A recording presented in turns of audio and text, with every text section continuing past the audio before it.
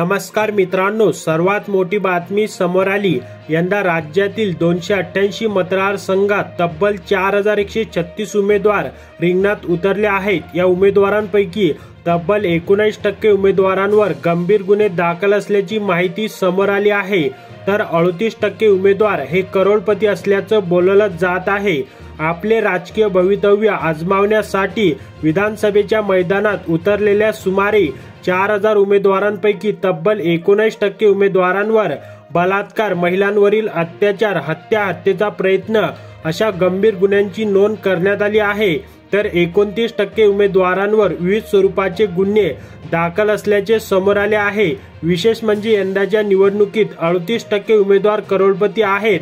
भाजपच्या सर्वाधिक 68% उमेदवारांवर गुन्हे दाखल आहेत। त्यापाठोपाठ शिवसेना ठाकरे गट 66%, शिवसेना शिंदे गट 64%, राष्ट्रवादी शरद पवार गट 61%, काँग्रेस 58% आणि राष्ट्रवादी अजित पवार गटाच्या 54 उमेदवारांवर गुन्हे दाखल करण्यात आले आहेत।